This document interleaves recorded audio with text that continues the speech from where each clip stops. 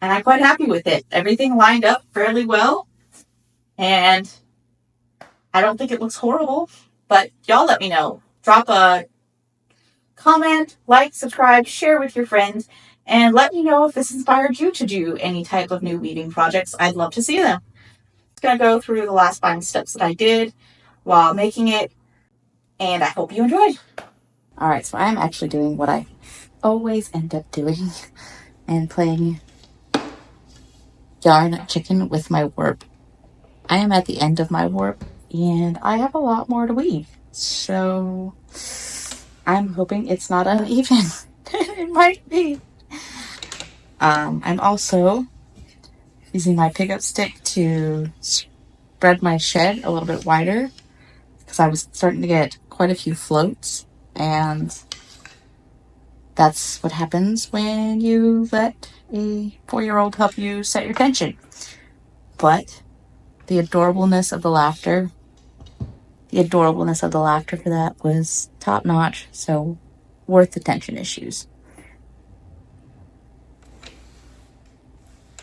I've got like 4 hairs hanging back there. It's excessive. I think I only need to weave somewhere between 9 and 11, 9 and 12 inches, I would say. I'm hoping closer to 9. Because I definitely could warp another, or weave another 9 inches. I'm not sure if I could weave another 12. But with my trusty pickup stick making my shed better, maybe I could. Maybe I could.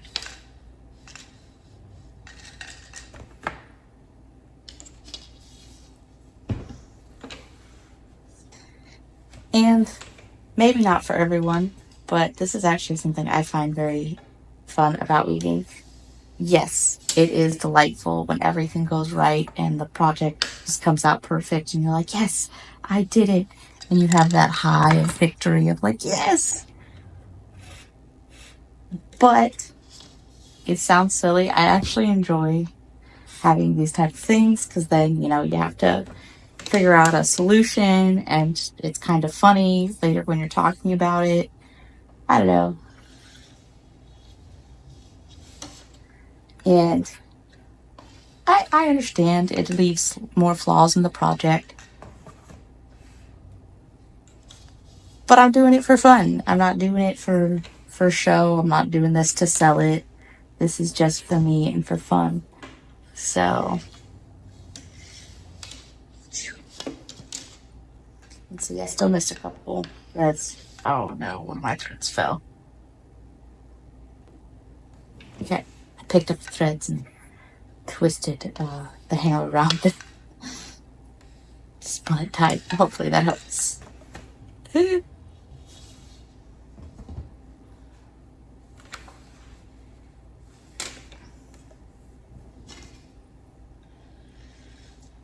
But I do have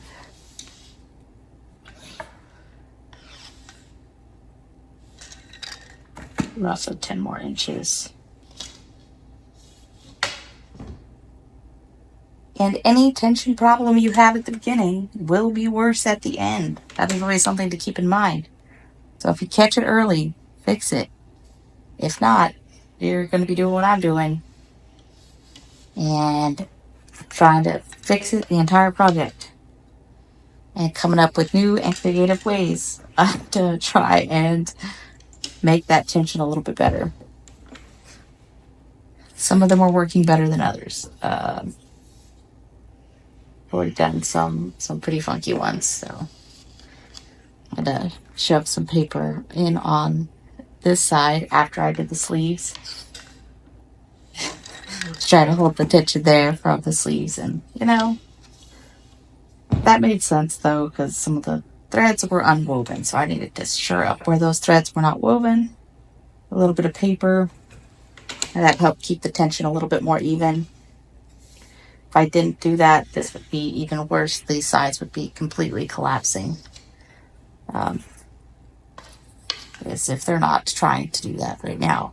I'm definitely going to have to advance my warp at least once more. I just don't know if my tension can handle it. It might not. I was actually able to complete the passes needed, barely, on the upshed. I could hardly fit my shuttle boat through, and this is as far as the work would come forward. So I cut it a little close. In the future, I should probably make it a little bit longer. Now I just need to hemstitch, and we'll start sewing it and washing it and finishing it. Hopefully it comes out great. I did it. The hemstitch is on. The project is ready to be cut off the loom. Just gonna take these hangers off so they don't collapse into the ground. Might have to oh, that one fall. All right, now it's time to cut it off.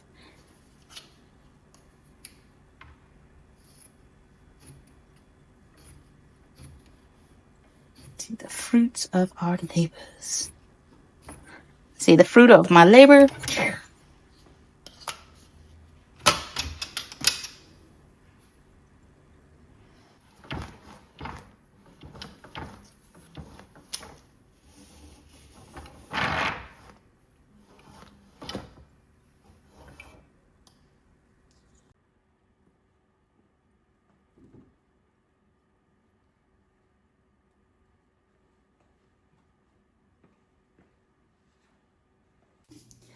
I hope you forgive how crowded my little workspace is. But as I have mentioned before, in order to prevent any type of slippage, when I wet finish this, I'm actually going to just do a little stitch along the edges here on both sides. I'll lock those threads into place. And then I will probably trim it a little bit. So let's go ahead and push this right there, right at the edge. And I'm just going to do a little zigzag stitch. That should be enough to hold it from coming apart.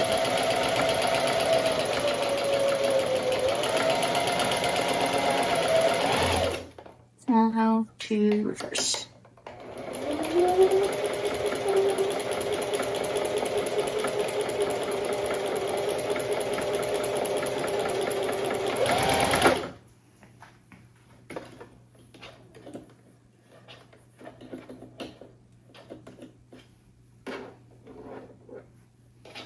There we go.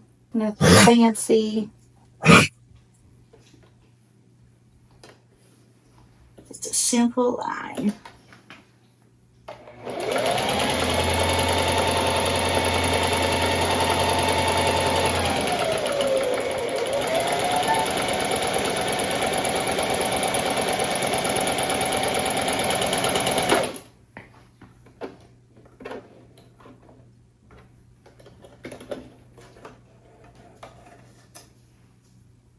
And I should just hold it when I'm wet finishing and drying it. Do it on the other side. All right, so it is complete. It is not super fancy, but again, this is just something we slapped together on the rigid pedal loom. And it is not a dress design. I just kind of did it by ear. So you can actually see here we have our pinwheels. Very delicate. It doesn't really stand out. When you look at it though, you can see some texture. I left the fringes on the edge, and I left very raw edges. So I ended up doing just straight stitch right here and at the back of the neckline and at the armpits where I had stopped weaving. There is one thing, the rest of the dress lined up except for the armpits right here. I had a little extra in the front. I could cut it, but right now I've just kind of been tucking it in. And it seems to hold fairly nicely when it tucks. The V came out very well. It is secure. It's good. It's not going to rip. It's fine. The head fits. My head fits well. The armpits fit well, at least for the armholes. I can get it on and off. It is a little tight. I will say that. So I based my measurements off of some dresses that I actually own. And I added like a couple inches for shrinkage and for the seam line. But that being said, I think the fabric for those is just a little bit stretchier because I probably wanted to add a couple more inches of width, which would give me probably a total of 4 inches extra because they were too straight, because they were two separate forms that we're putting together. So each inch I add adds 2 inches. So I probably would have added an inch and a half, maybe 2 inches to the entire width of the project, which would have given me 4 inches and just been, I think, a little bit more comfortable of a fit because I can wear this, but it's pretty tight sliding it on and off. You can see it's holding tight. It's squishing a little in a couple of areas, but all in all, I'm really excited about it. I'm glad with how it turned out, and hopefully I can wear it to the Renaissance Festival at the end of the year, or maybe try to make a different one that fits a little bit better and actually go to sewing, because this just did a straight line seam. You can see where the yellow is a little bit wider on both ends, not drastically so. I literally just went to the edge and did a straight seam all the way up. I did no fancy sewing, just straight lines and only straight lines. And if it was harder than that, I didn't do it. So this is something you could easily do, and it's just a fun project. It looks a little rough, so I would definitely say if you're better at sewing, you could really refine it quite a bit. Or if you want something that looks a little bit rough, like for Renaissance Festival, or you're doing something for fall, or you're doing some type of dress up and you just kind of want a rough looking dress that's quick and easy to make, this will actually do. This was very quick and easy.